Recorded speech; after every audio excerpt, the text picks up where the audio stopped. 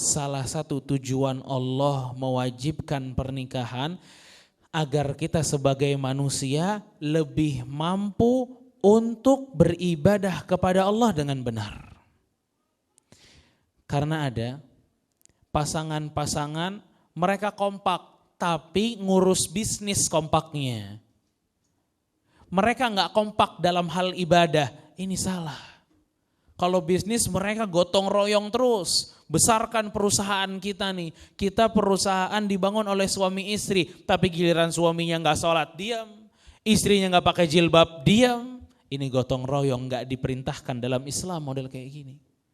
Justru pernikahan manfaatnya gotong royong dalam ketaatan kepada Allah Subhanahu wa taala.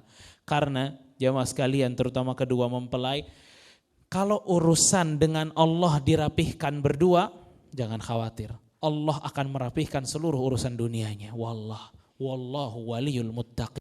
Allah yang bilang, aku yang akan melindungi para orang bertakwa. Allah yang akan melindungi orang-orang yang beriman, pasti Allah yang lindungi.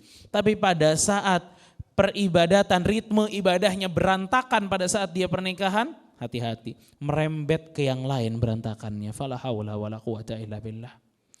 Makanya ada sebuah hadis Rasul kita sallallahu alaihi wasallam mengatakan, rahimallahu imra'an qama minal laili fa shalla.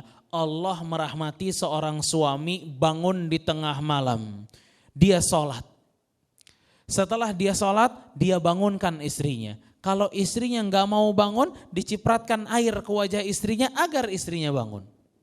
Wa rahimallahu imra'atan qamat minal laili fa shallat. Dan Allah juga merahmati seorang istri yang bangun malam terus sholat.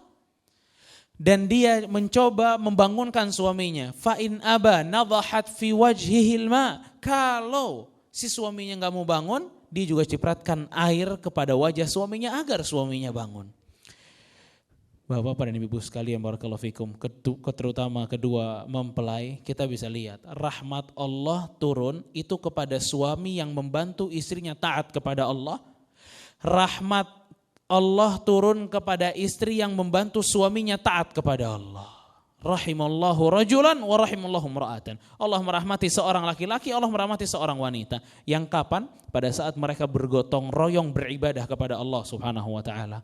Makanya ini poin yang paling penting. Bahkan waktu Rasul mengatakan di antara para sahabat turun ayat tentang walladzina yaknizunal dzahaba wal fiddah. Ada orang kerjaannya menimbun harta.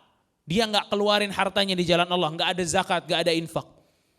Allah celak mereka. Akhirnya Thauban, sahabat Nabi bilang, "Ya Rasulullah, dzahab wal fiddah, itu emas dan perak, harta yang kami pandang paling the best nih sekarang, itu dicelak juga sama Allah." Lalu kira-kira apa harta terbaik yang bisa kami jaga gitu loh.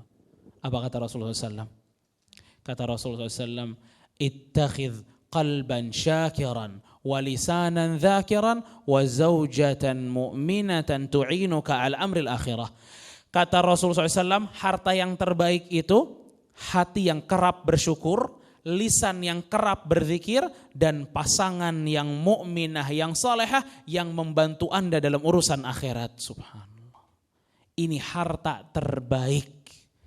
Ini simpanan terbaik yang benar-benar mesti dijaga pada saat ada pasangan yang kerap membantu kita untuk urusan akhirat kita, gak cuma dunia. Dia tuh frustasi kalau ngelihat pasangannya gak mau sholat, susah sholat, pusing dia. Kalau pasangan yang gak mau pakai hijab, gak mau ngambil yang halal, pusing dia. Itu zaujah salihah, itu istri yang baik, itu suami yang baik, yang peduli dengan agama dari pasangannya. Dan dengan itu Allah akan memberikan keberkahan.